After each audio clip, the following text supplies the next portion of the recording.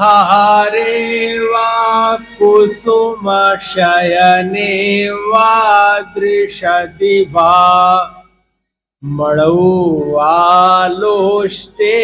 वा बलवति रिपो वा सुहृदि वा त्रिणे वा स्त्रैणे वा मम समदृशो यान्तु दिवसाः क्वचित् पुण्यारण्ये शिव शिव शिवेति प्रलपतः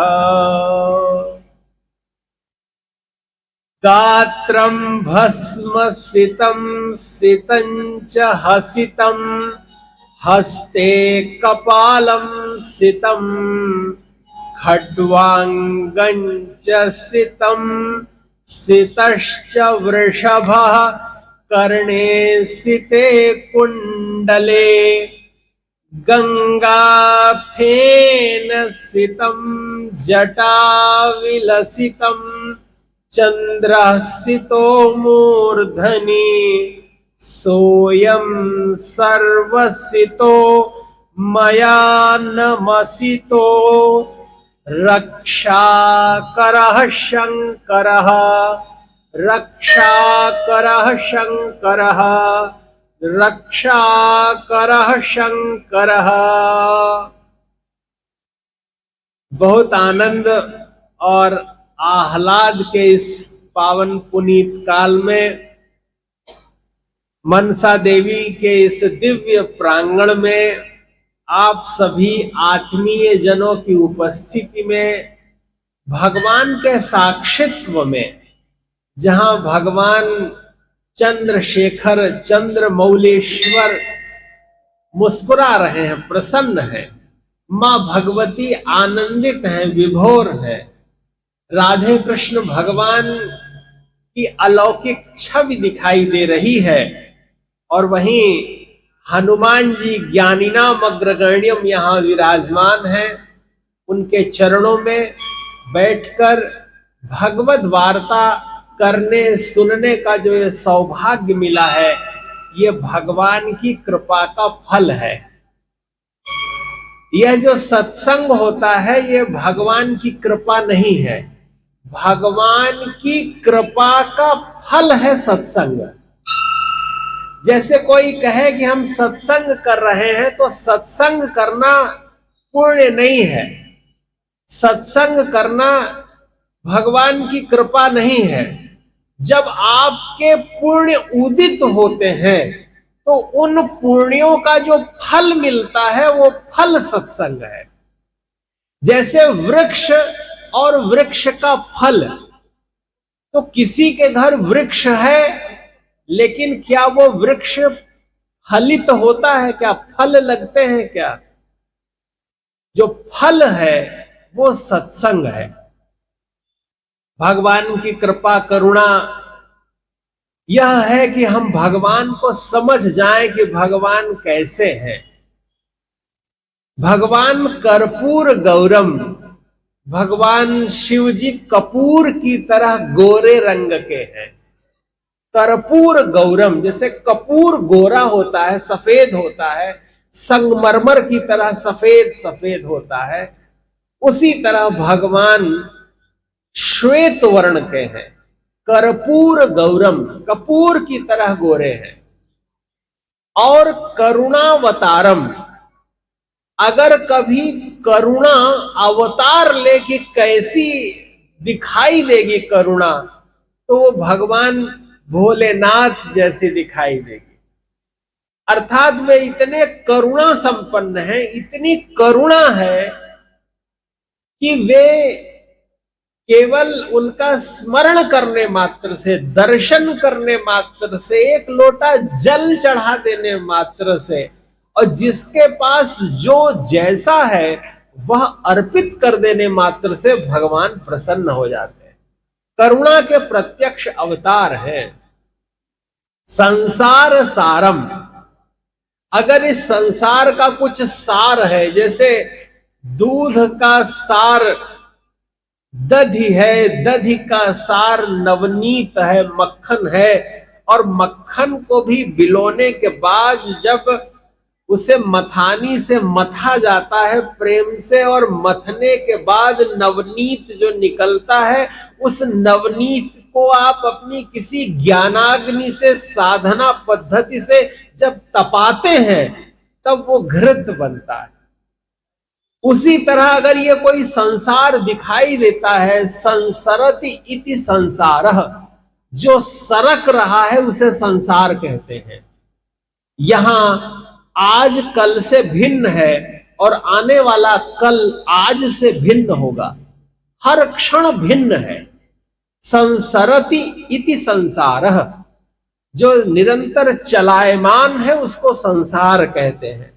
तो इस संसार का अगर कुछ सार है तो वो भगवान शिव है। संसार सारम भुजगेंद्र हारम, भुजग अर्थात सर्प, विषधर भुजंग, वो उन्होंने हार के रूप में पहना हुआ है। देखिए, जिसने काल को ही पहन ले वो महाकाल होता है, अर्थात जिसकी निकटता में काल कार्य करता है वो महाकाल है। काल किसी का सगा नहीं है। आप समझिए कि निरंतर गतिमान यह संसार है। हम सब लोग उसी तरह हैं जैसे किसी चलती हुई ट्रेन में अपना रिजर्वेशन का टिकट लेकर के रेलवे स्टेशन पे खड़े रहते हैं। जब हमारी वाली ट्रेन आती है तो हम उसमें बैठ जाते हैं अपने पुण्य प्रभाव के कारण। क्षीणे पुण्ये मृत्यु लोके विशंति, जब पुण्य क्षीण होता है तो पुनः इस धरा पर आना पड़ता है।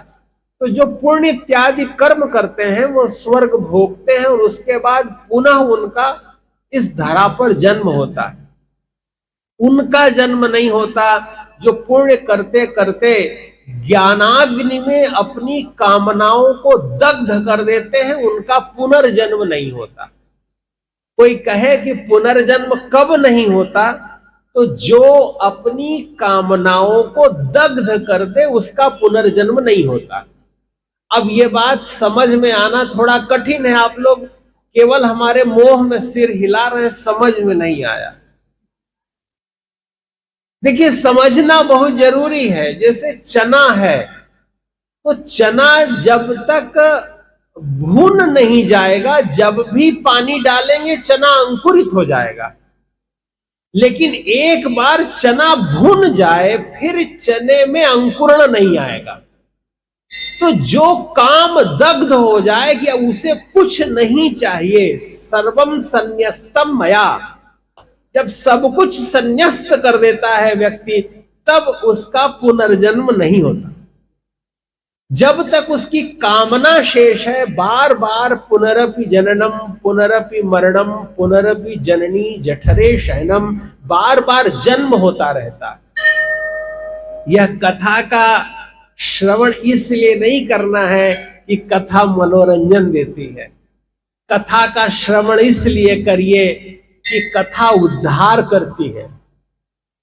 मेरा तो ये मानना है कि अपने जीवन में आप उसी से संवाद करिए जो आपको मुक्ति का मार्ग दिखाए।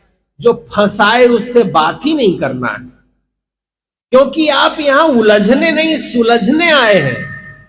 भगवान की कथा इसलिए नहीं की जा रही है कि आपको फंसा के रखना है। भगवान की कथा इसलिए करनी है कि जो फंसे हुए हैं वो मुक्त हो जाएं। इस संसार में, आवागमन में, मोह माया में, आसक्ति में, भय में, क्रोध में फंसना नहीं है, मुक्त होना है।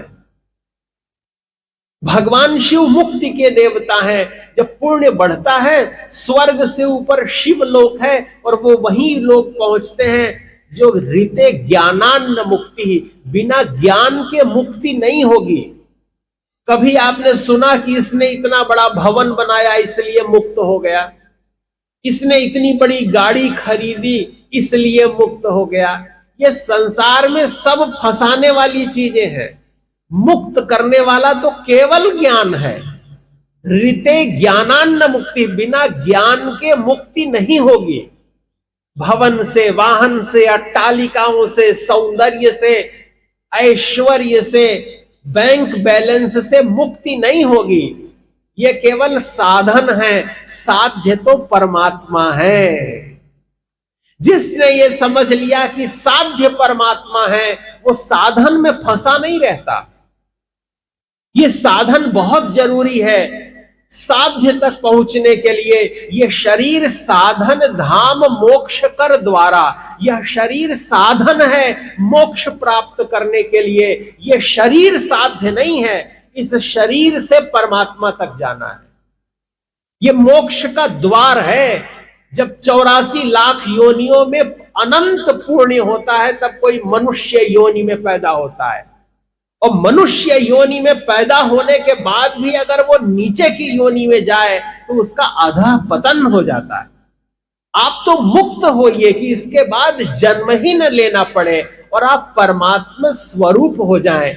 ये आत्मा ही जब महान होती है तो उसे महात्मा कहते हैं, और जब महान आत्मा हो जाती है तो एक क्षण फिर परमात्मा में विलीन हो जाती है। हम सबकी आत्मा है। हमारे अंदर जैसे हमारे पिता का डीएनए विद्यमान है, वैसे ही परम पिता का डीएनए विद्यमान है। हमारे अंदर वही सारे गुण हैं जो परमात्मा के गुण हैं, लेकिन जिसने उस गुण को विकसित किया, अपनी उस आत्मा को महान बनाया, वह महात्मा बन जाता है। और महात्मा ही अंततः परमात्मा में परिणत हो जाते हैं। ये विस्तार का क्रम है। ये संसार के सार भगवान शिव है। भगवान काल को पहने रहते हैं।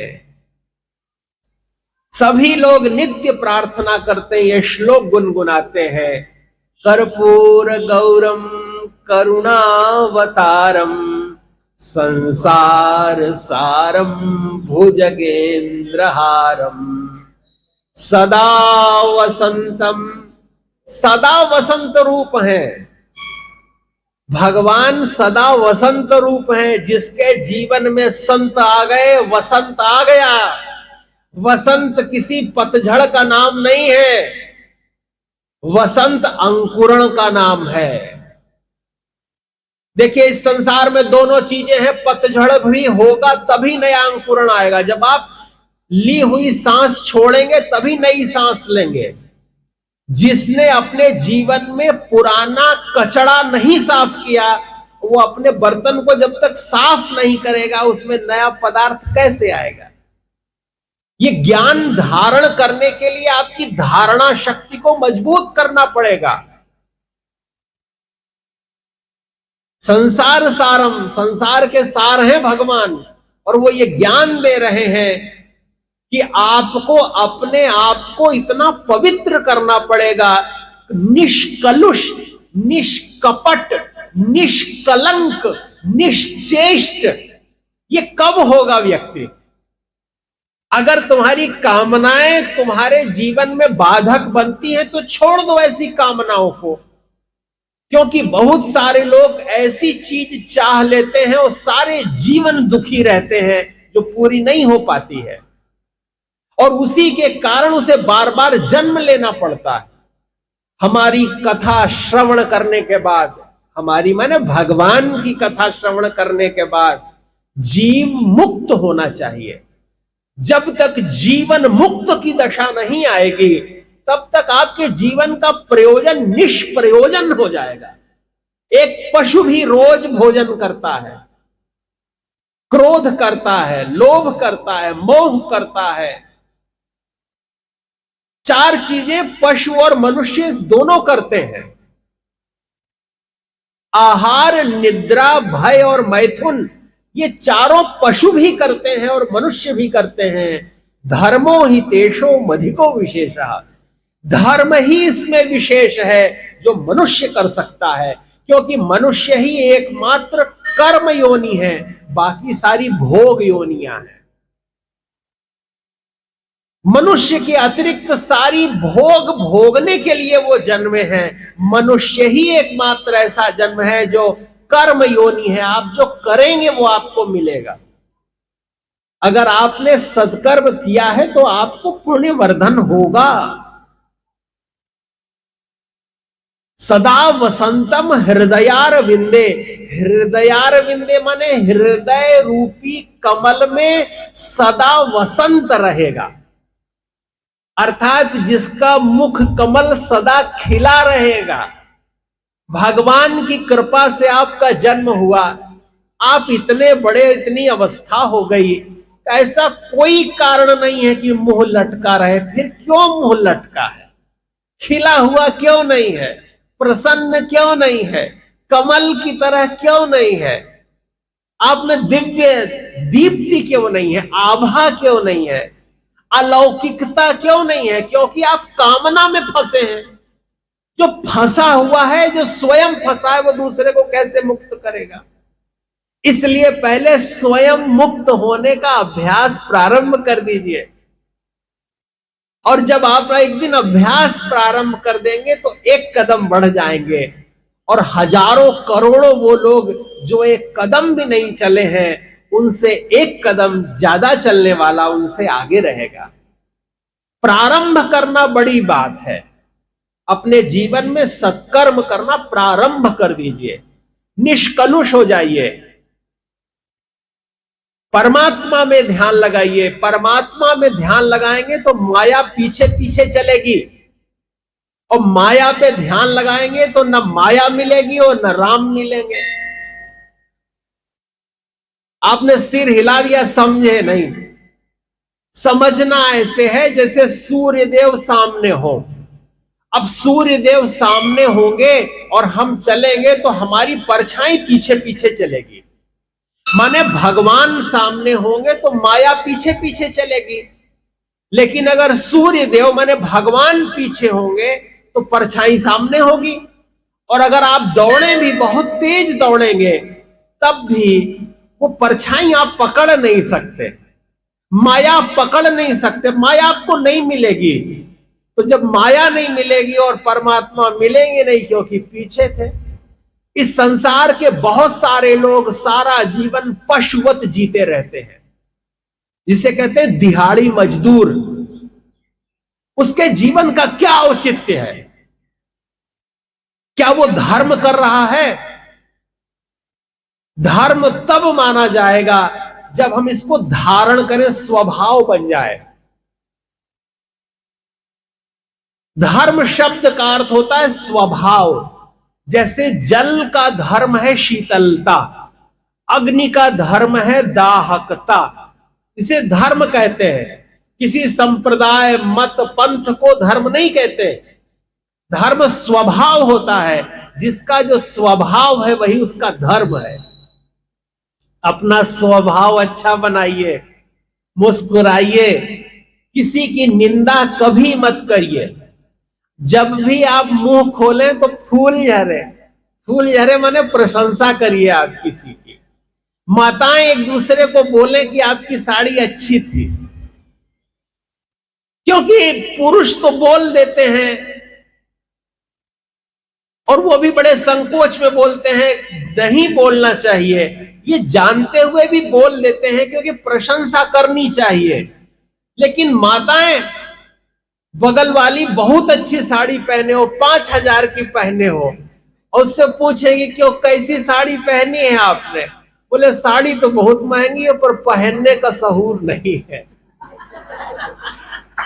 अरे हमारा जीवन भगवान का दिया हुआ है, अब दिव्यता से रहिए, अच्छे वस्त्र पहनिए। जब भगवान के पास जाए, मंदिर जाए, तो बासी कपड़ा पहन के मत आइए, नए वस्त्र पहन के आइए।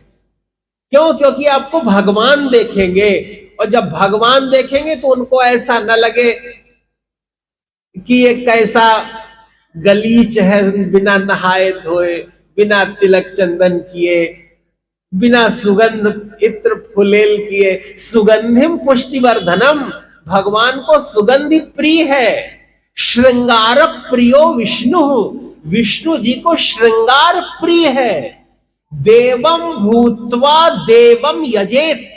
देवता की पूजा करने की प्राथमिकता ये तब आती है जब आप स्वयं देवता हो जाएं। जिसके माथे पर तिलक नहीं है उसको परमात्मा को तिलक लगाने की अनुमति नहीं है।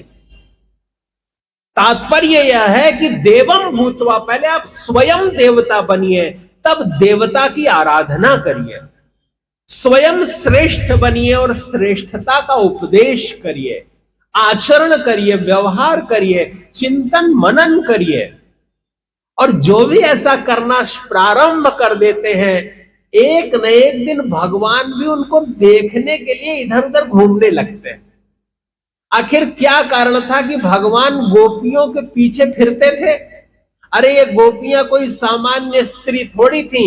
वेद में ऋचाएं ही गोपियां हैं।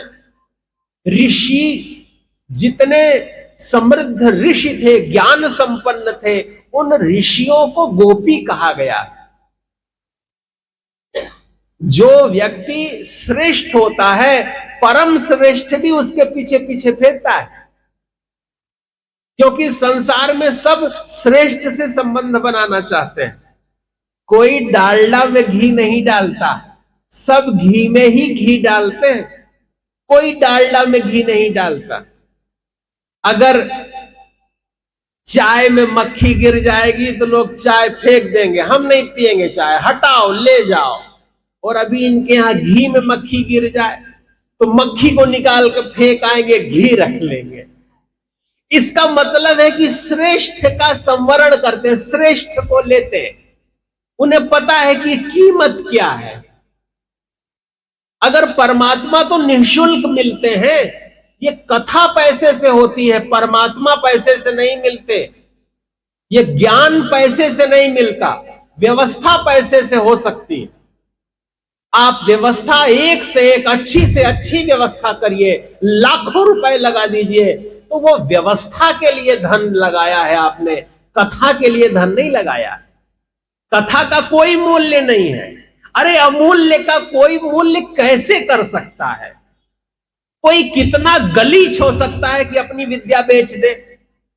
अरे ये व्यवस्था हो सकती है, आप किसी को आने जाने का मार्ग व्यय दे सकते हैं। बड़ा आदमी है, बोले हवाई जहाज से आएगा, वो हवाई जहाज का टिकट लगा देगा। तो ये व्यवस्था जनित राशि का व्यय हो सकता है, ज्ञान का मूल्य नहीं है, कला का मूल्य नहीं है। ध्रुव भैया इतने बड़े कलाकार हैं, इनकी विद्या का कोई क्या मूल्य लगाएगा? अनंत है, अनमोल है, ये हीरा है। हीरा कौन खरीद सकता है? केवल हम तो रास्ते का आने जाने का व्यय दे सकते हैं, इतना कर सकते हैं। उसी तरह संसार में हम सभी लोग जो अपने जीवन के प्रति सावधान हैं, वो भगवान शिव की कथा इसलिए सुनते हैं कि जो संसार में सब कुछ कर सकता है, लेकिन वो निर्वस्त्र होकर के कैलाश पर्वत पर बैठा रहता है। जिसका भक्त पुष्पक विमान में उड़ता हो, वो स्वयं नंदी पर चलते हैं। जिनका भक्त नित्य धुले वस्त्र पहनता है, ड्राई क्लीन्ड वस्त्र पहनता है, वो निर्वस्त्र रहते हैं। जिनका भक्त रोज खीर पूड़ी खाता है, लेकिन वो कपाल लिए कपालिक बन के बैठे रहते हैं। इसलिए कभी आपके द्वार पे कोई मांगने आए, आप किसी को भोजन कराएं, तो ये न सोचे कि आपने उसको तर कर दिया। वो आपको भाग्यवान बनाने आपके द्वार आया है। आप कभी किसी को भिक्षा देते हैं तो ये मत सोचिए कि हमने इसको कुछ दे दिया। अरे आप बड़े भाग्यवान हैं कि उसने आपसे कुछ ले लिया। जीवन को देखने का आप अपना दृष्टिकोण जिस दिन अच्छा कर लेंगे, आपको परमात्मा प्रत्यक्ष हो जाएंगे। संसार सारम भुजगेंद्रहारम सदा वसंतम हृदयार विंदे। हृदय रूपी कमल में अर्थात अरविंद में सदा वसंत रूप में वो विद्यमान रहते हैं। ये जो ज्ञान है, जिसके पास ज्ञान होता है वो कभी अधीर नहीं होता, व्याकुल नहीं होता, परेशान नहीं होता, किसी की निंदा करने नहीं जाता, चुगली नहीं करता। चुगलखोर थोड़ी है वो दिव्य है। जो भगवान का भक्त है वो हर चीज में राजी है। ये जो राजी होना है यही भक्त का लक्षण है। सदा वसंतम हृदयारविंदे भवम भवानी सहितम नमामि। भवम भवानी माने प्रेम करो तो इतना प्रेम करो कि अपनी पत्नी को अपना अर्धांग दे दो। आज पुरुष प्रेम करते हैं पत्नी से, पत्नी पुरुष से प्रेम करती है।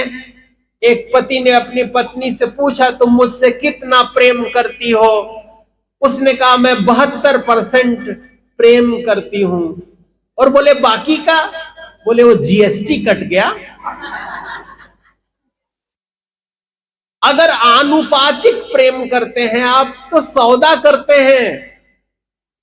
अगर परसेंटेज है तो वो व्यापार है, वाणिज्य है, प्रेम नहीं है। हम 100% प्रेम करते हैं, वो करे या न करे उसकी मर्जी, तब वो प्रेम यथार्थ का प्रेम हुआ। प्रेम नौटंकी थोड़ी है कि हम 50 रुपए का उसको गिफ्ट देंगे तो हम देखेंगे कि उसने कितने रुपए का गिफ्ट दिया। वो तो पैसे का मोल तोल हो गया। फिर गिफ्ट का कोई मूल्य थोड़ी होता है, उपहार अमूल्य होता है। कल हम आदरणीय धर्मेंद्र जोशी जी के निवास पर सायंकालीन स्वल्पाहार के लिए जब गए तो आपने के यहां साधक संजीवनी एक पुस्तक की, अनुपम गीता की पुस्तक है, व्याख्या है, अद्भुत पुस्तक थी। तो इन्होंने बताया कि हमको ये उपहार में मिली है। जब ऊपर इन्होंने लाइब्रेरी दिखाई जिसमें 10,000 किताबें रखी हैं, मैंने कहा ये व्यक्ति कितना पढ़ता है, ऋषि है। वहां फिर एक साधक संजीवनी दिख गई, हमारे पास नहीं थे। हमने इनसे कहा आपके पास 2 है, एक हमको भी मिल जाती। इन्होंने कहा आप हमारी वाली आप ले लीजिए और जो हमें मिली है वो हम ले लेंगे। ये उदारता है, प्रेम है। ज्ञान बांटने से बढ़ता है, रखने से घट जाता है। अच्छाई हो तो उसको 4 लोगों के बीच में बताइए कि ये दाता है, उदार है, महान है, सर्वसमर्थ है, ज्ञानी है, गुणी है। व्यक्ति के यश का प्रसार होना चाहिए, उसको देखकर लोग आनंद का अनुभव करेंगे। ये जो लोग पंखे में नाम लिखवा देते हैं ना, दादाजी, पिताजी, परदादाजी, वो घूमते रहते हैं, वो प्रेरणा मिलती है कि जब मेरे दादाजी घूम रहे तो दूसरे की भी घूम ले, क्या दिक्कत है। मैं बुरा नहीं मानता अगर किसी ने सत्कर्म किया और सत्कर्म का प्रकाशन हो रहा है तो प्रेरणा मिलती है। निश्चय ही सरोज जी प्रेरणा होंगी, तभी सारा संसार विकसित होता है, विस्तार को प्राप्त होता है। ये औदार्य कहां से आता है? जब आपकी पत्नी कहती है कि नहीं मुझे कुछ नहीं चाहिए, तब पति व्याकुल हो जाता है कि इसको उपहार में क्या दूं। लेकिन वो जो 24 घंटे मांगती रहेगी तो फिर लगता है यार ये तो मंगती से शादी हो गई, जब देखो तब मांगती रहती है। आप बिना मांगे उसको इतना दे दीजिए। अरे भाई, अगर आप 1 महीने रोज एक नेल पॉलिश ला के देंगे तो भी इतना रंग बाजार में बिक रहा है। हर दिन नए कलर की नेल पॉलिश लाइए। उसको यही तो करना है कि सजा के रख लेगी ड्रेसिंग टेबल पर कि देखो हमारे पास 30 रखी है, मेरे पति प्रेम करते हैं। दूसरी को बताएगी, दूसरी वाली घर जाकर अपने घर कहेगी तुम क्या प्रेम करते हो, देखो सरोज को, ड्रेसिंग टेबल भरा हुआ। ये संसार में इससे प्रेम का विस्तार होगा। किसी को प्रेरणा मिलेगी कि खाली हाथ मत जाओ, कुछ लेके जाओ। हमको बड़ा आनंद होता था, हम बहुत छोटे थे, ज्यादा कुछ तो नहीं रहता था, लेकिन 1 रुपए में बिंदी आती थी। वो 8-10 बिंदियों का एक पैक रहता था, वो 1 रुपए का आता था। और हम कभी कहीं जाए तो वो 1 रुपए का बिंदी ले आए और अपनी माँ को दे दे। मेरी माँ का हृदय गदगद हो जाता था। वो अपने पुत्र के लिए वो पिता से लड़ लेती थी कि मेरा पुत्र है, वो मेरा संवरण करेगा। इसलिए प्रेम औदार्य जीवन में वसंत भरता है। ये श्लोक केवल आरती करने के लिए नहीं है, समझने के लिए है कि अगर कोई भवानी शंकर वंदे श्रद्धा विश्वास रूपिणो, ये जो भगवान शिव और मां भगवती पार्वती हैं, ये दो नहीं है, एक हैं, अलग अलग नहीं है। इसलिए सदा भगवान को हृदय में धारण रखिए। गात्रम भस्म सितम, भगवान शिव का ध्यान करिए कि भगवान गोरे रंग के हैं। जब मुस्कुराते हैं तो चारों ओर बिजली छिटक जाती है, इतने गोरे हैं कि चमक आती है। जब भगवान कहीं से निकलते होंगे तो जैसे बिजली चमक जाती है, ऐसे ही बिजली चमक जाती होगी, क्योंकि उनमें तप का ओज है, आभा है, तेज है। जिसके मुखमंडल पर तप का तेज रहता है, उसको फिर पाउडर लगाने की जरूरत नहीं है, क्रीम लगाने की जरूरत नहीं है, मुखमंडल दमकता रहेगा। गात्रम भस्म सितम सितंच हसितम, भगवान शिव जब हंसते हैं तो उनकी दंतुलिया दिखने लगती है, दंतावली जब दिखती है तो उससे आभा प्रकीर्ण होती है, मुख कमल खिला सा दिखाई देता है। कोई दिखता तो बहुत अच्छा है, लेकिन पास जाइए और जब वो कुछ बोलता है तब पता चलता है कि इसने पेस्ट किया था कि नहीं किया था। ये कि संसार है, शरीर है। आपका प्रिय से प्रिय व्यक्ति भी हो, लेकिन अगर आप दांत नहीं मांजेंगे ना तो 2-4 दिन बाद आपसे बात नहीं करेगा। ये संसार स्वार्थ का संसार है, परमार्थ का संबंध केवल भगवान का संबंध है। इस संसार में ये सब लोग हैं, ये किसी एक स्वार्थ से हम संबंध से जुड़े हुए। हमारे पास टिकट है, हम ट्रेन आई उसमें बैठ गए, कहाँ है ट्रेन, उसमें पहले देखते हैं हमारा डिब्बा कहाँ है। जब डिब्बा मिल जाता है तो उसमें हमारी बर्थ कहाँ है। जब बर्थ मिल जाती है तो हम फिर दूसरे को थोड़ी बैठने देते हैं, जब तक वो सुंदर ना हो बैठने नहीं देंगे।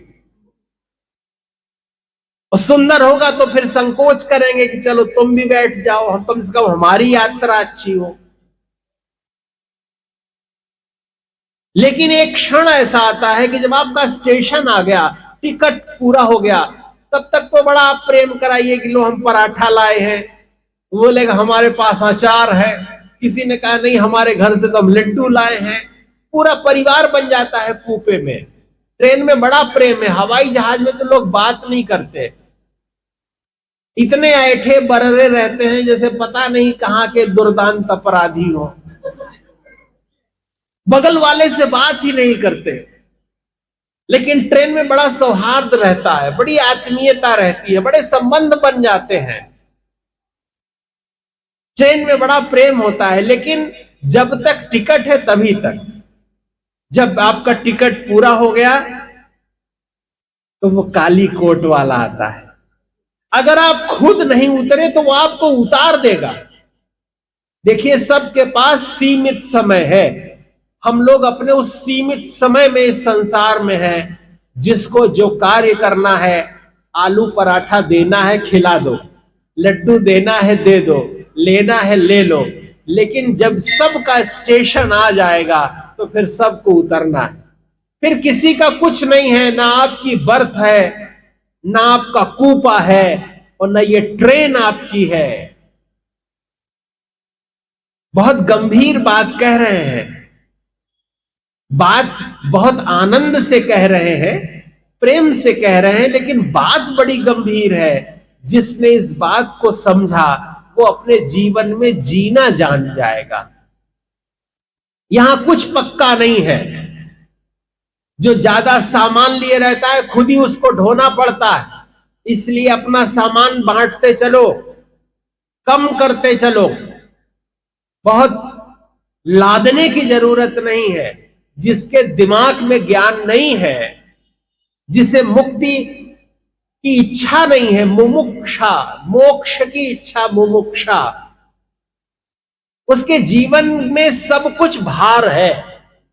इसलिए अगर मुक्ति चाहिए, ज्ञान लीजिए, तृप्त होइए, सत्संग करिए, नित्य सत्संग करिए। जैसे दिन में 2 बार भोजन करते हैं और थोड़ा सा भी विलंब हो जाए तो घर में खींच जाते हैं, ऐसा लगता है प्रेत का अवतरण हो गया, ये कौन आ गया। उसी तरह क्या दिमाग के लिए भी कुछ करते हैं क्या? सत्संग करते हैं, भजन करते हैं, पूजा पाठ करते हैं, अनुष्ठान करते हैं, जप करते हैं, यज्ञ करते हैं, होम करते हैं, दान करते हैं। ये अमावस्या पितरों की होती है। अमावस्या पर जो किसी को कुछ खिला देता है वो नहीं खाता, उसके पितर खाते हैं। और पूर्णिमा के दिन अगर किसी के घर कुछ बनता है और कोई खाता है तो वो नहीं खाता, देवता स्वीकार करते हैं। भगवान शिव मुक्ति के देवता हैं।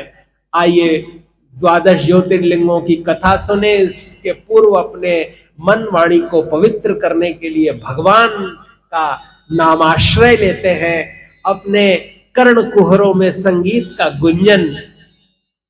नमः शिवाय, नमः शिवाय, हर हर भोले, नमः शिवाय, नमः शिवाय, नमः शिवाय, हर हर भोले, नमः शिवाय,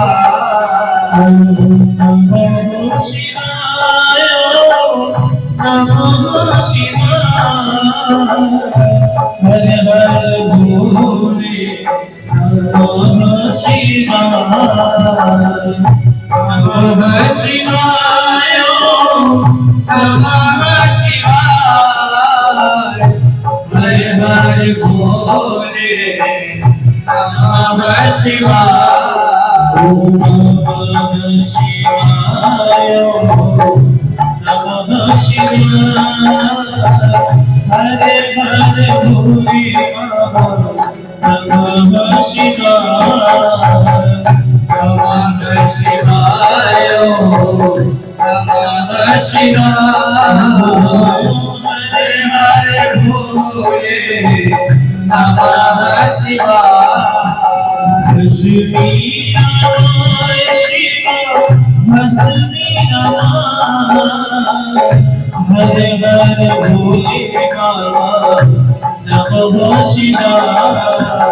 भस्मी नमाय शिव, भस्मी नमाय, हर हर भोले, नमः शिवाय।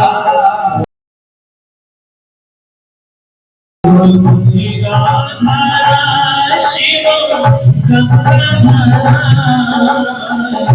हर हर भोले बाबा, नमः शिवाय।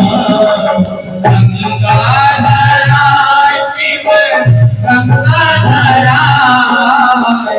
हर हर भोले, नमः शिवाय।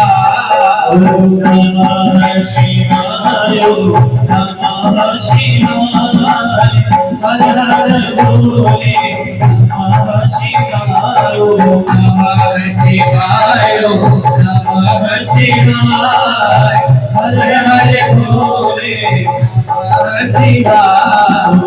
डमरूधर शिव, डमरूधर, हर हर भोले, नमः शिवाय।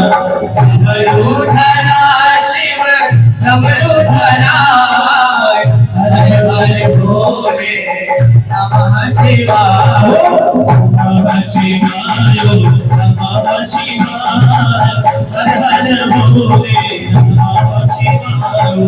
नमः शिवाय, नमः शिवाय, हर हर भोले, नमः शिवाय। नमः शिवाय, नमः शिवाय, हर हर भोले नमः शिवाय नमः शिवाय नमः शिवाय हर हर भोले नमः शिवाय नमः शिवाय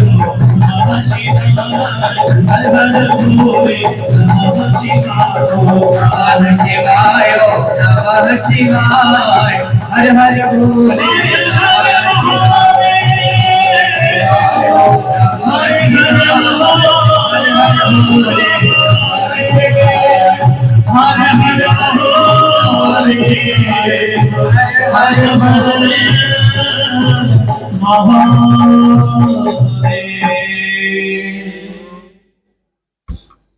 सौराष्ट्रे सोमनाथं च श्रीशैले मल्लिकार्जुनम् उज्जयिन्यां महाकालमोङ्कारममलेश्वरम् परल्यां वैद्यनाथं च डाकिन्यां भीमशङ्करं सेतुबन्धे तुरामेशं नागेशं दारुकावने वाराणस्यां तु विश्वेशं त्र्यंबकं गौतमी तटे हिमालये तु केदारं घुष्मेशं च शिवालये।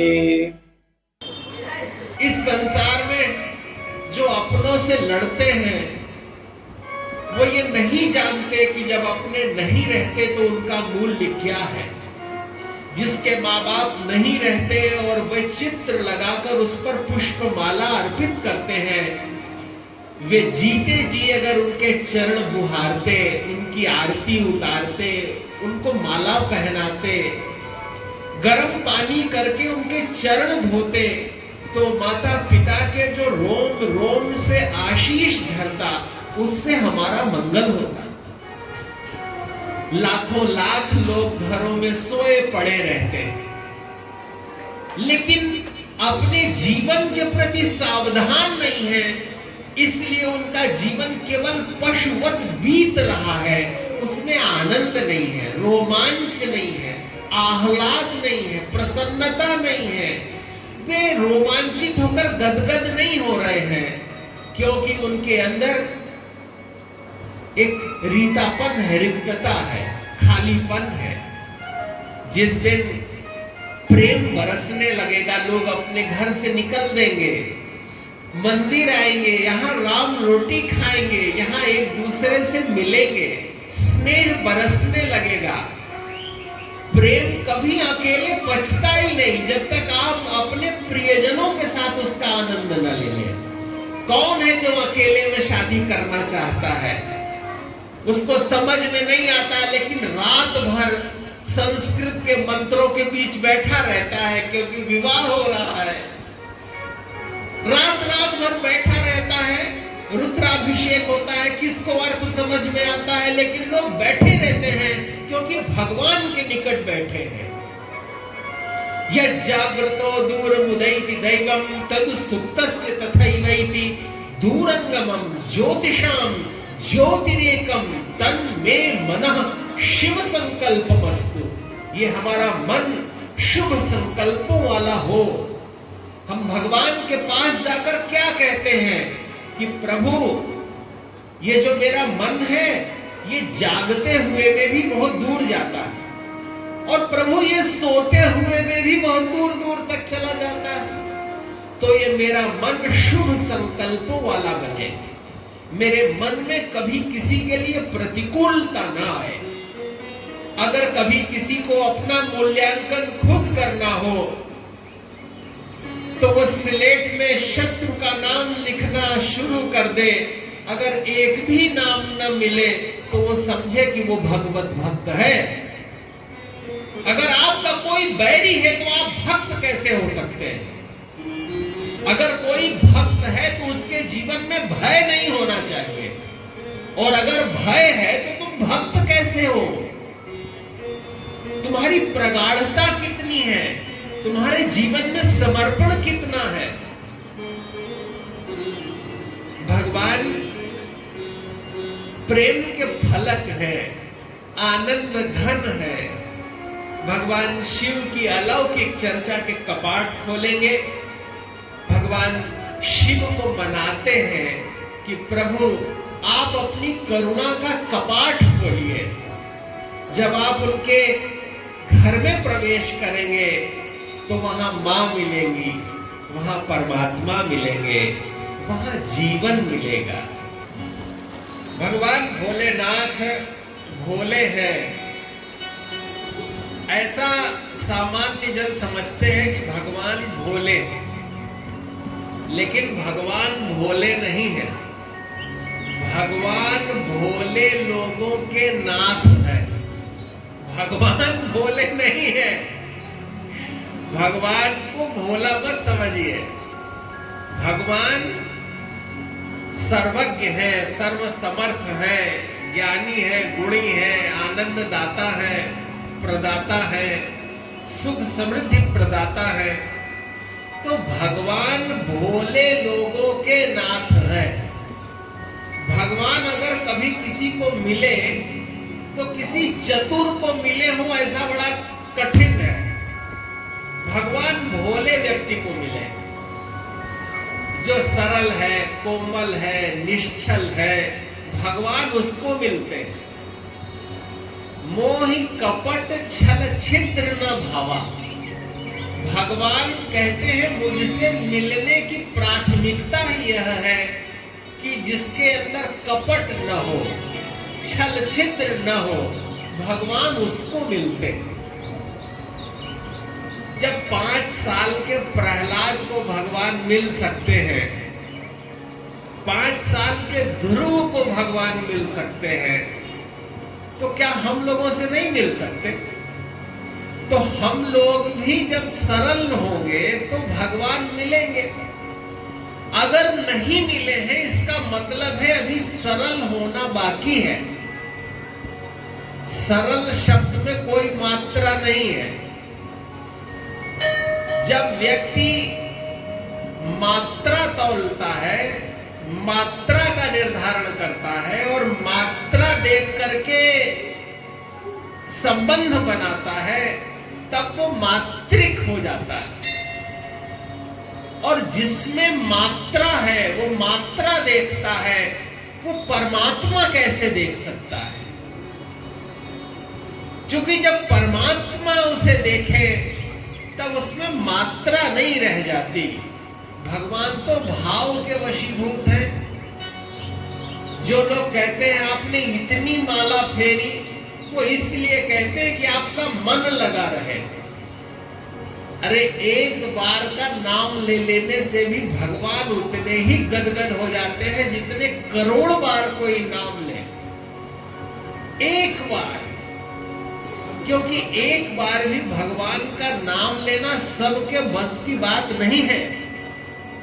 एक न्यायाधीश महोदय मुझसे बता रहे थे कि जब वे ओरछा में पदस्थ थे तो उस समय जब कोई मुकदमा आता था और छोटी चोरी वगैरह का प्रकरण किसी पर रहता था, तो वो कहते थे कि तुम भगवान की एक माला और भगवान की आज संध्या आरती में खड़े रहोगे, झाड़ू बुहारोगे वहां मंदिर द्वार पर, कि 50 रुपए का जुर्माना कर दे तुम पर।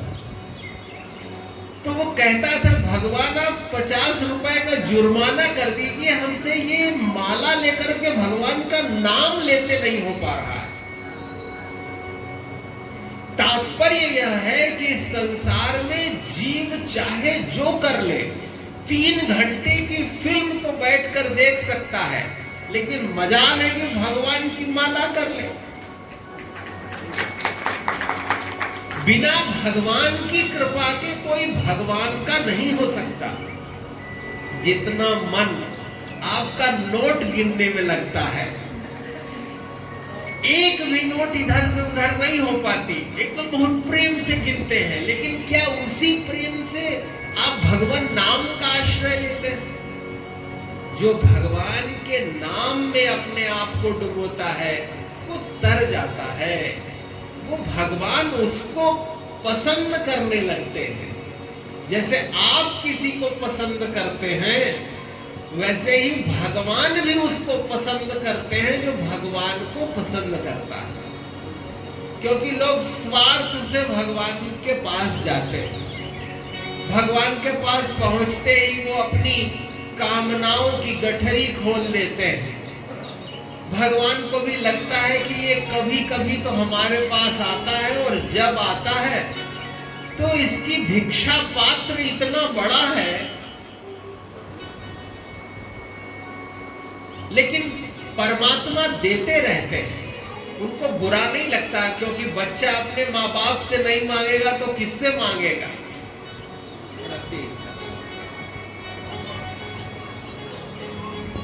ऐसा लगता है कि जब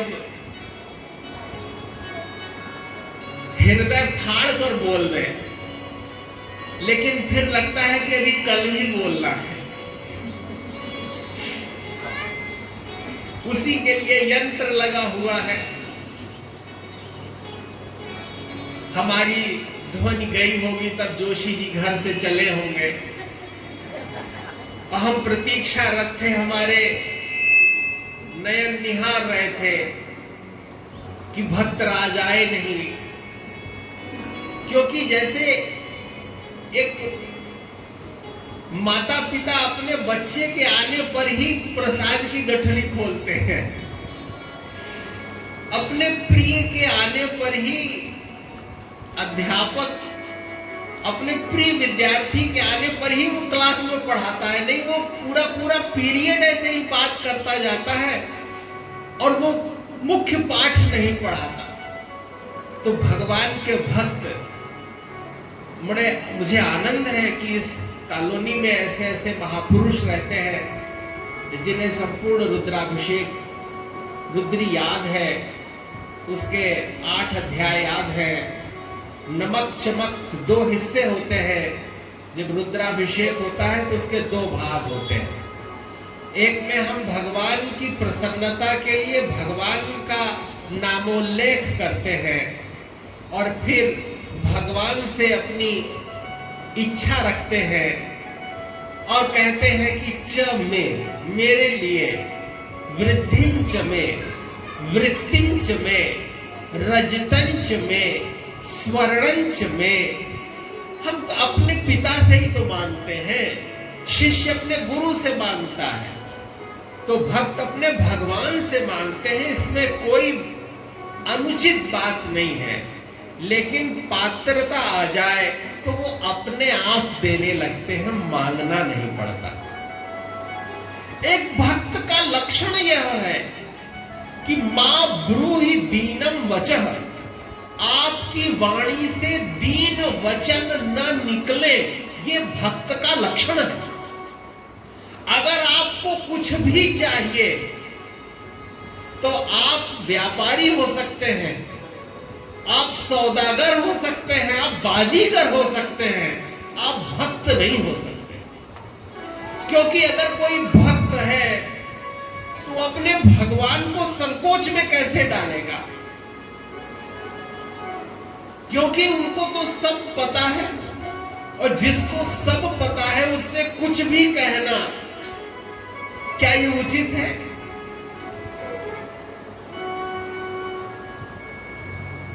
आज 12 ज्योतिर्लिंगों की कथा आज और कल में आप लोगों से कहने आए।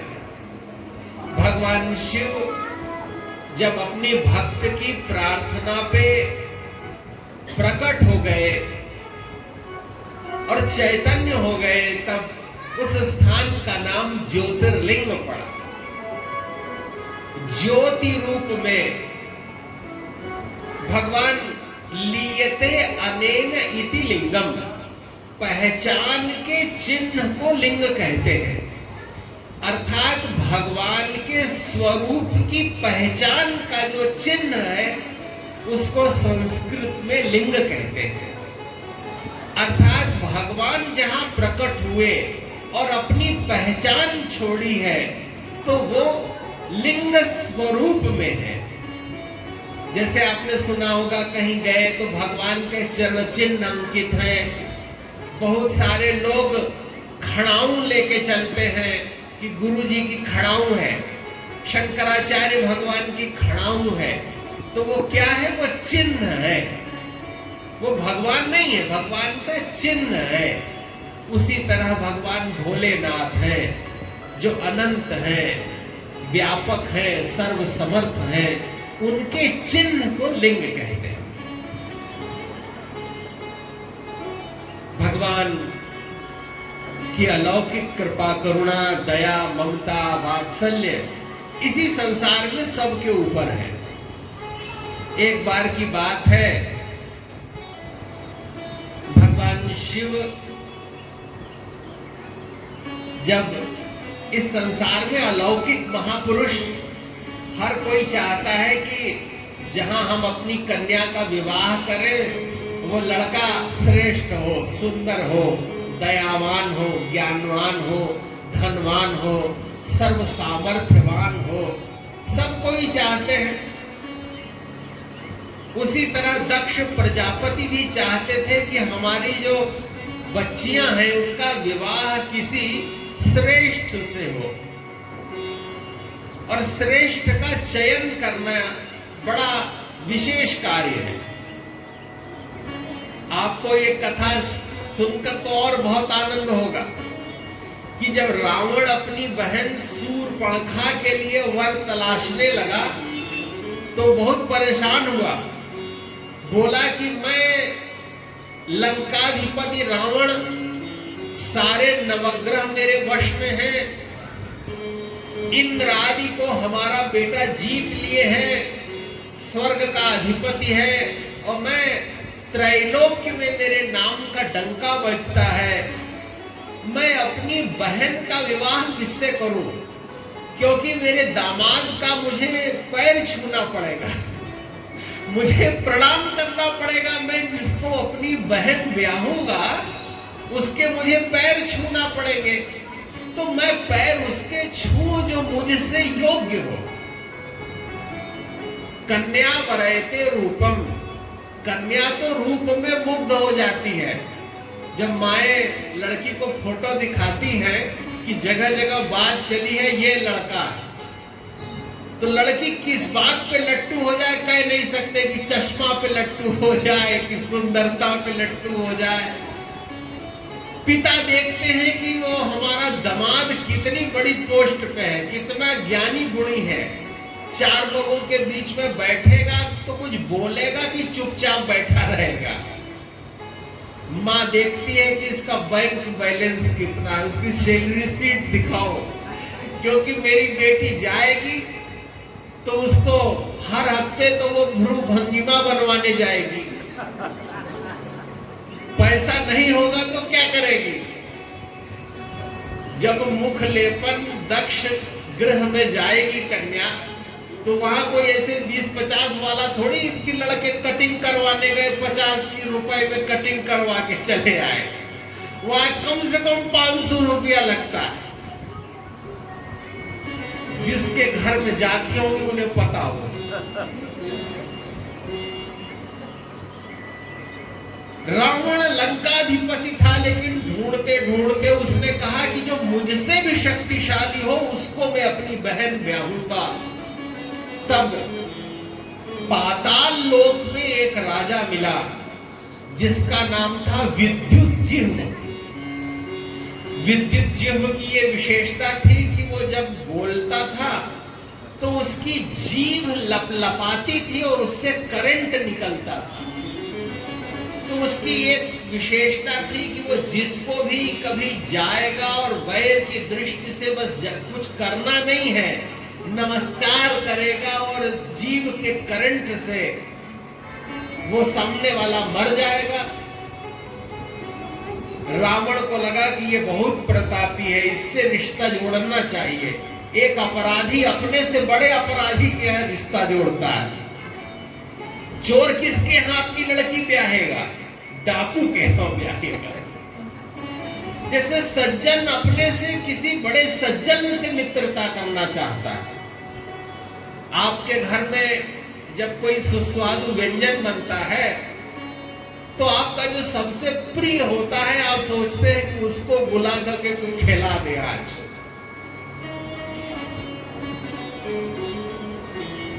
तो अपने से प्रिय जो होता है उसको प्रिय पदार्थ देने पर अच्छा लगता है। रावण ने विद्युज्जिह्व से अपनी बहन शूर्पणखा का विवाह कर दिया। कान भरने वालों ने ये कान भरा था रावण का कि जो आपका जो जामाता है ये विद्युज्जीव है, ये आपको मारने की कल्पना नहीं को साकार करने वाला है, बस वो आपको मारना चाहता है, वो मारेगा। इसके पहले कि सत्यता परीक्षित हो पाती, विद्युज्जीव को बुला भेजा रावण ने और अपनी बहन के सामने ही, शूर्पणखा के सामने ही पीछे से जाकर चंद्रहास से विद्युज्जीव का सिर काट दिया था। और उस दिन से शूर्पणखा जंगल जंगल घूम रही थी कि कोई प्रतापी मिले जिससे मैं अपने इस दशानन को मरवा सकूं। अन्यथा वो झूठ जाकर क्यों बोलती कि मैं तुम्हारे लिए सुंदर कन्या देखने गई थी, जबकि वो तो अपने लिए वर परीक्षण कर रही थी। और जब नाक कान कट जाता है किसी का तो नाम कुछ लगा करके अपने भाई से झूठ बोला उसने। इस बात का प्रतीक है कि अगर कोई किसी के लिए आपघात करता है तो कभी न कभी वो उसका बदला जरूर लेता है। और स्त्रियां सब सह सकती हैं, उनके पति का अपमान नहीं सह सकती, क्योंकि वो समझती हैं कि तो केवल मेरी जिम्मेदारी है, मेरे पति को जो कुछ कहना है मैं कहूंगी। मेरे पति के मां की भी ये हिम्मत नहीं है कि वो मेरे पति को कुछ कह दे। ये जो सास बहू में बैर रहता है उसका कारण ये है कि बहू सोचती है कि मेरा पति केवल मेरा है और बड़े आदर से बात करती है, लेकिन ये जो माँ है पहुंचते ही कह देती है क्यों मुन्ना पगला गया है क्या। उन्हें लगता है कि मेरे पति का अगर कोई अपमान करता है तो ये मेरी सास करती है। वो मोह ममता प्रेम माया आसक्ति ये सबके संबंध और इनके मायने सबके लिए अलग अलग है। जो नव विवाहिता होती हैं वो अपने पति से जब बहुत प्रेम करती है तो प्रेम करते करते एक सोपान ऐसा आती है कि उसको पागल कहने लगती है, पागल हो। लेकिन उस पागल का अर्थ दूसरा व्यक्ति समझेगा तो कहेगा ये क्या कह रही है, लेकिन वो मुग्धावस्था में पागल कहती है।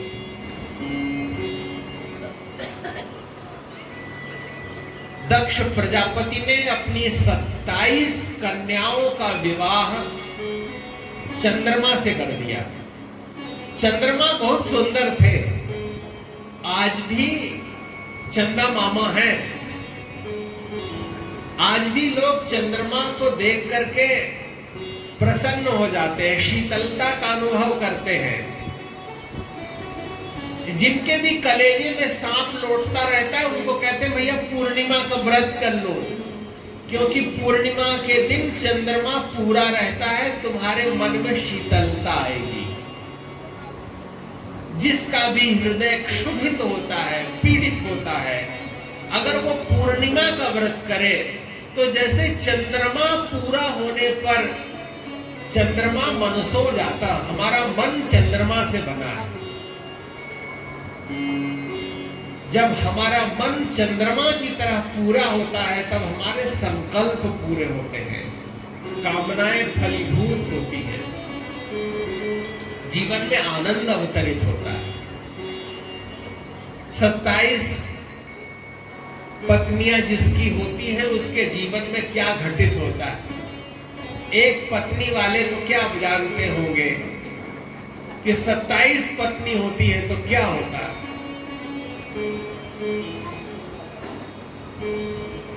एका भार्या प्रकृति मुखरा चंचला च द्वितीया। एक पत्नी, एक बहुत सुंदर श्लोक याद आ गया जिसमें कवि कह रहे हैं कि मेरी एक पत्नी है जो बहुत बकबकी है, सरस्वती जी है जो चुप ही नहीं रहती, बोलती रहती है, घर में आप यह अनुभव करेंगे कि पति ने एक अक्षर कहा कि क्यों कैसी हो, और फिर उसके बाद पति को अवसर नहीं आता कि वो दोबारा कोई वाक्य बोले। और दूसरा, चंचलाच द्वितीया, तुम बहुत चंचला हो। चंचला माने तुम्हारे पैर नहीं टिकते। भाई जिसके भी घर लक्ष्मी का प्रवाह है वो खुद देख ले, इतनी किटी पार्टी होती है और प्रतिदिन श्रृंगार होता है, प्रतिदिन जाना है। और किटी पार्टी केवल समोसा कचौड़ी तक नहीं है, वहां धनराशि का भी प्रदान होता है। चंचलाच द्वितीया, तुम कितनी चंचला हो। पुत्रस्त्वेको भुवन विजयी मन्मथो दुर्निवारः, एक ही पुत्र, कामदेव जैसा पुत्र हो, सुंदर पुत्र हो किसी के। लोग तो तरसते रहते हैं कि कभी किसी की शिकायत आवे हमारे घर में कि हमारे लड़के ने कोई कांड किया। ये सब माताओं का और सब पुरुषों का की मानसिक गुप्त इच्छा रहती है, क्योंकि कभी उनका तो हो नहीं पाया। तो वो सोचते हैं कि कभी हमारा बेटा ही पराक्रम करके दिखावे। बिगड़ते रहते हैं, अनुशासन में रखते हैं। जिसके कामदेव जैसा पुत्र हो, तो पुत्रस्त्वेको भुवन विजयी मन्मथो दुर्निवारः, बिना शरीर के ही कामदेव सारे संसार को परेशान किए रहता है, व्याकुल किए रहता है। शेषा शय्या, शेषनाग पर सोना पड़ता है। एक सामान्य व्यक्ति की आप क्या कल्पना करेंगे, उसके दुर्दिन की क्या आप चिंतन कर सकते हैं, क्या परीक्षण कर सकते हैं। भगवान नारायण को शेष शय्या पर सोना पड़ता है। कोई कल्पना कर सकता है किसी से कह दी जाए कि तुम्हारे घर में ये है, मजाल उसकी नींद लगेगी। लेकिन भगवान को शेष शय्या पर ही सोना है। शेष शय्या, शयन मुदधो, समुद्र एक छींटा लग जाए तो आपकी नींद भाग जाती है। और जो क्षीर सागर में ही सोया है, जहां अनवरत लहरें हैं, उनका नाद है और जल है, उसमें भगवान शयन करते हैं। वाहनम पन्नगारी, जो वाहन है वो आपकी शायिका का शत्रु है।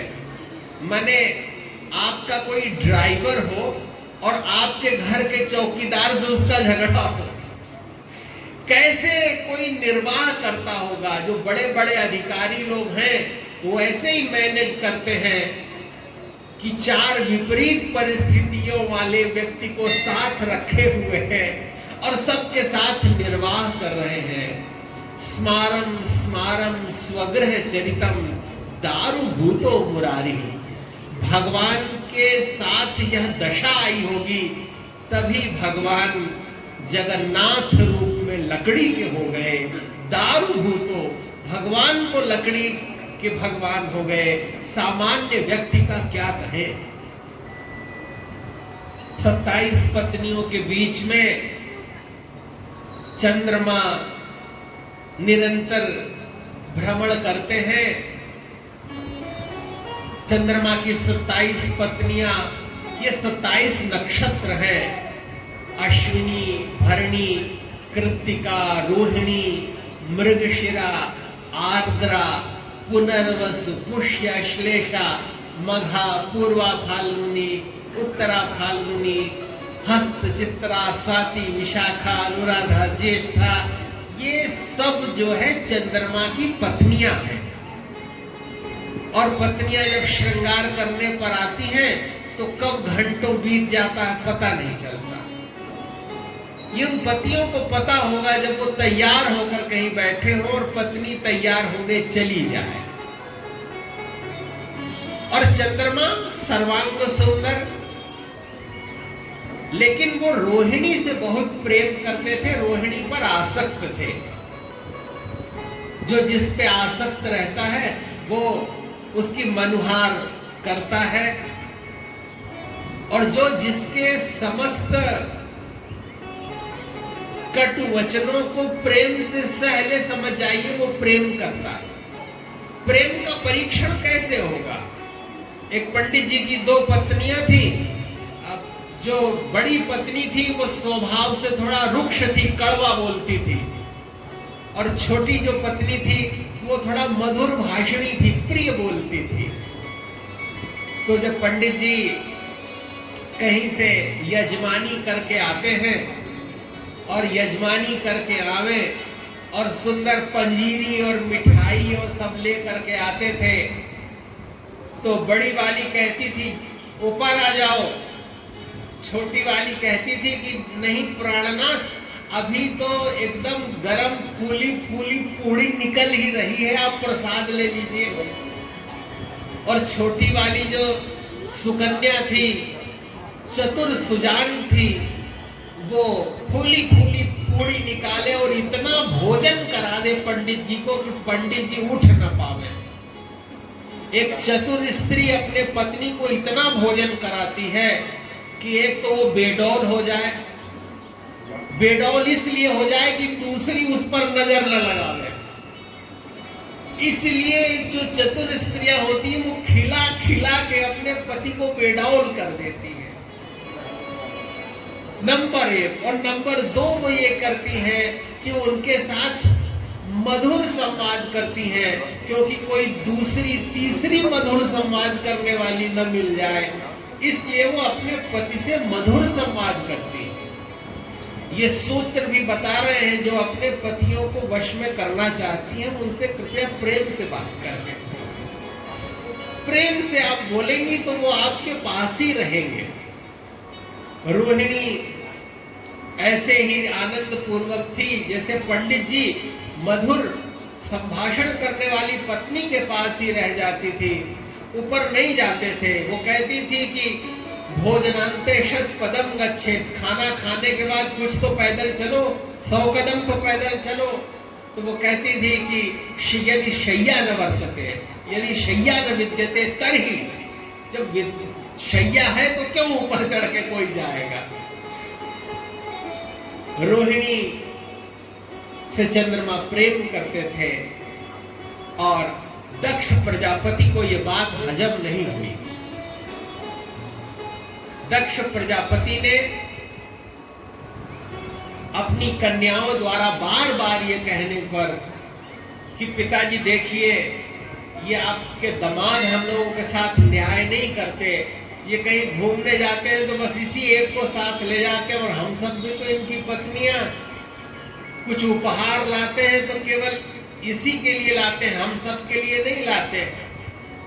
उपहार जरूर लेना चाहिए। कभी एक समृद्ध संपन्न गुणी व्यक्ति को खाली हाथ घर में प्रवेश नहीं करना चाहिए, कुछ न कुछ लेके आना चाहिए। पान लेके आइए, गजरा लेके आइए, इत्र लेके आइए। आप अपनी पत्नी की एक चूड़ी रख लीजिए जेब में नाप के लिए, आते जाते 2 दर्जन चूड़ी खरीद के लाइए। आप समझते नहीं, जो आपके लिए अपना सारा जीवन दे दी है, ये छोटे छोटे प्रतीक आपको आपके जीवन में दिव्यता प्रदान कर देंगे।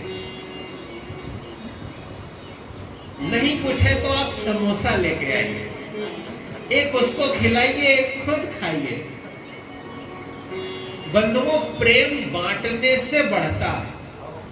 जिसके जीवन में स्नेह बढ़ता है, स्नेह माने सिक्तता, रिक्तता होगी तो सूखापन होगा, सिक्तता होगी तो गीलापन होगा, और जहां गीलापन है वहीं अंकुरण की संभावना है, वहीं प्रेम पनपेगा, वहीं वो अंकुरित होगा, पल्लवित पुष्पित होगा, सुरभित होगा, फलित होगा, और वो वही होगा जहां सिक्तता होगी, जहां गीलापन होगा। मां की स्तुति की गई है और कहा कि दुर्गे स्मृता हरसि भीति मशेष जंतो स्वस्ति स्मृताम मति मतांच विलोक्य। ये कहा कि आर्द्र चित्ताम, हे मां तुम आर्द्र चित्त वाली बनो, सूखे चित्त वाली मत बनो, कठोर चित्त वाली मत बनो, गीले मन वाली बनो। रोहिणी ने जब चंद्रमा के साथ रहते रहते अंतराल हो गया, 27 बहनों ने दक्ष प्रजापति से कई बार कहा। तब एक दिन दक्ष प्रजापति ने बुलाकर चंद्रमा को कहा कि आप अपनी समस्त पत्नियों के साथ न्याय करें, लेकिन जो कामासक्त होते हैं उनको कुछ दिखाई सुनाई सुझाई नहीं पड़ता, वे कामांध होते, उनको कुछ समझ में ही नहीं आता। चंद्रमा वैसे ही रहे। तब दक्ष प्रजापति ने शाप दे दिया कि तुम्हें यक्ष्मा रोग हो जाए। यक्ष्मा माने टीबी। ये जो पहली बार टीबी हुआ था वो चंद्रमा को टीबी हुआ था।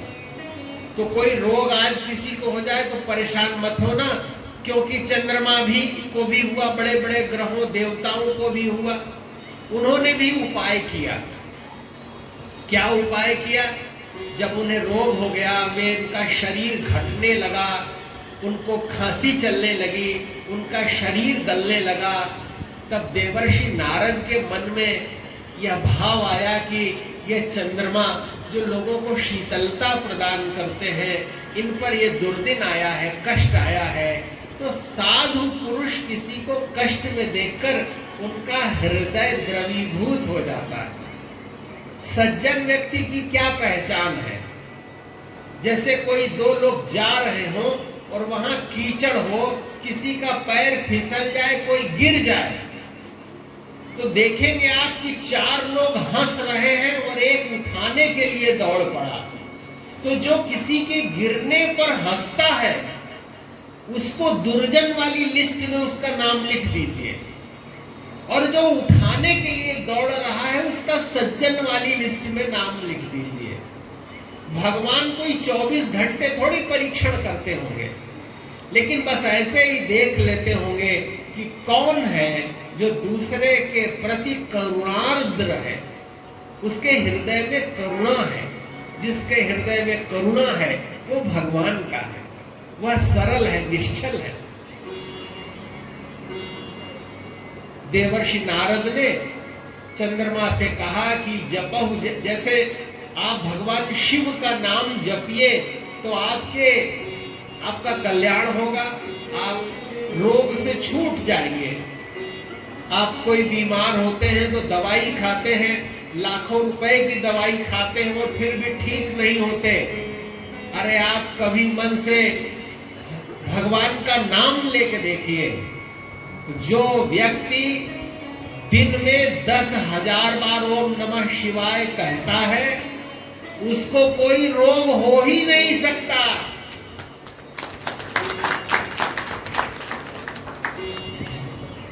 देवर्षि नारद के मन में संशय हुआ था, तब भगवान श्री राम ने उन्हें यही कहा कि जपहु जाय शंकर सतनामा, होई है तुरंत हृदय विश्रामा। देवर्षि नारद, आप तो सन्यासी हैं। सामान्य व्यक्ति व्यथित हो, व्याकुल हो, अधीर हो, पीड़ित हो, दुखित हो तो समझ में आता है, लेकिन कोई सन्यासी कहे मैं परेशान हूं, मुझ में व्याकुलता है, तो कोई अच्छी बात है क्या? अगर कोई सन्यासी है तो श्रेष्ठता का लक्षण उसे कहना ही नहीं चाहिए कि मुझे गर्मी लग रही है, ठंडी लग रही है, प्यास लगी है, भूख लगी है। अगर आप यति हैं तो आपको कुछ भी नहीं ऐसी चीज सतानी चाहिए। देवर्षि नारद को व्याकुल देखकर भगवान ने कहा, देवर्षि आप अधीर मत होइए। क्या करें भगवान, हमने ही शाप दे दिया, आप जंगल जंगल भटक रहे हैं, आपकी पत्नी चोरी हो गई और मैं ही कारण हूं, मैंने ही कहा।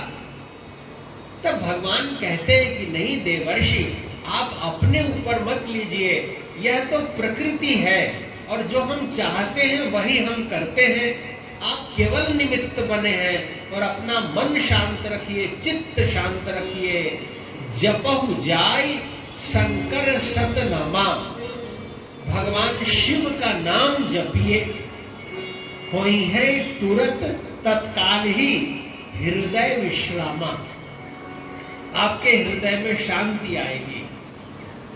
जिसको भी नींद नहीं आती है, हाइपर टेंशन है, व्याकुलता है, रात को सोते समय अपना पैर धो के सोइए और उसमें बढ़िया तेल लगाकर खुद ही चरण दबा लीजिए। क्योंकि अगर आप इतने लोग प्रेम करते तो आपको इतनी तकलीफ क्यों होती।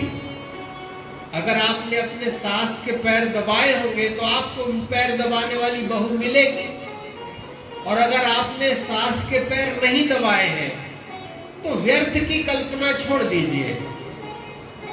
आप अपने ही पैर में खुद तेल लगाइए और भगवान शंकर का नाम लीजिए, ओम नमः शिवाय जपिए।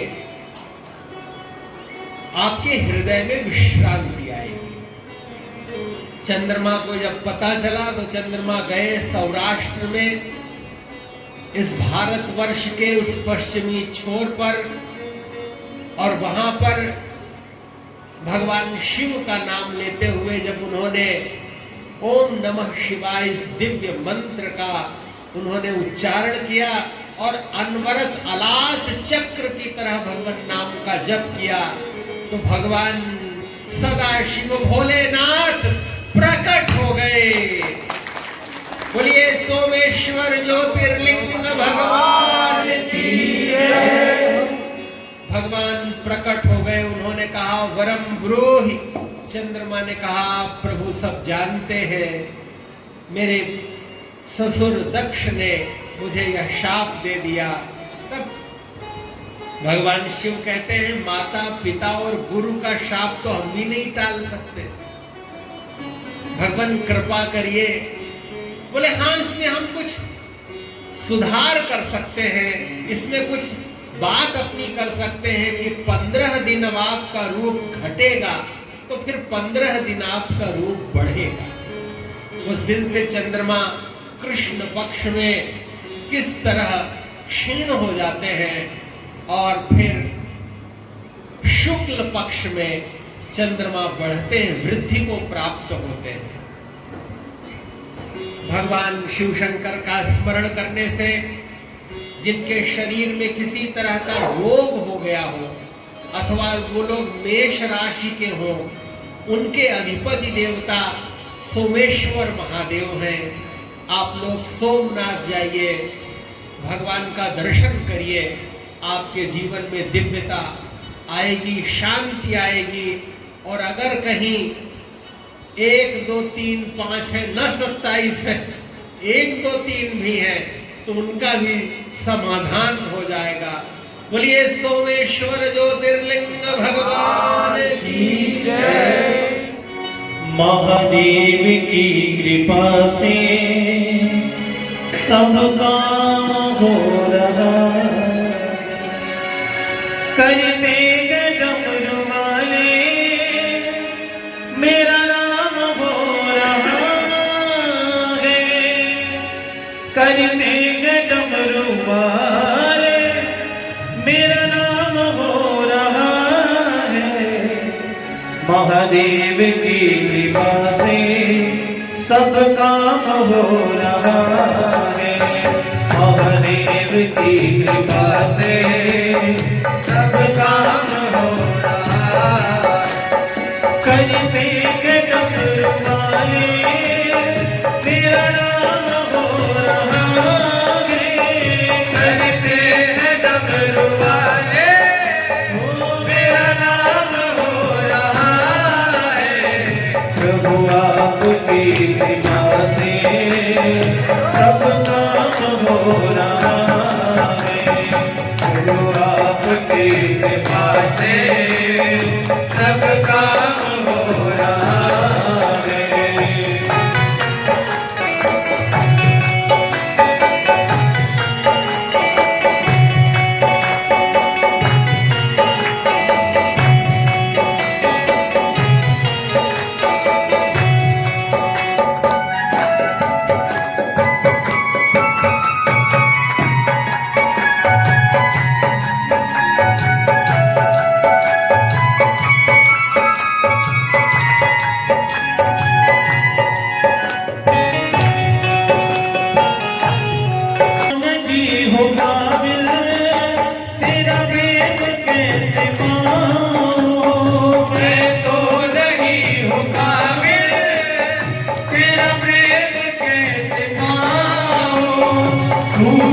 हुई वाणी से गुणगान कैसे गाऊं, टूटी हुई वाणी से गुणगान कैसे गाऊं, भोले की प्रेरणा से महाकाल प्रेरणा से ये कमाल हो रहा है, आपकी कृपा से सब काम हो रहा है। हो कर देंगे भोले बाबा, मेरा नाम हो रहा है, करते हैं भोले बाबा, मेरा नाम हो रहा है। प्रभु आपकी कृपा से सब काम हो रहा है, मेरा आपकी कृपा से सब काम हो रहा है। हो पतिवारी के बिना ही मेरी नाव चल रही है, पतिवारी के बिना ही मेरी नाव चल रही है। हो पतिवारी के बिना ही मेरी नाव चल रही है, पतिवारी के बिना ही मेरी नाव चल रही है। हो मेरा है जमाना, मंजिल भी मिल रही है, हैरान है जमाना, मंजिल भी मिल रही है। हर खानगी में कुछ भी, हर खानगी में कुछ भी मेरा नाम हो रहा है, महाकाल की कृपा से सब काम हो रहा है। हो करते हो डमरू वाले, मेरा नाम हो रहा है, करते हो डमरू वाले, मेरा नाम हो रहा है। भोलेनाथ की कृपा से सब काम हो रहा है, भोलेनाथ की कृपा से सब काम हो रहा है।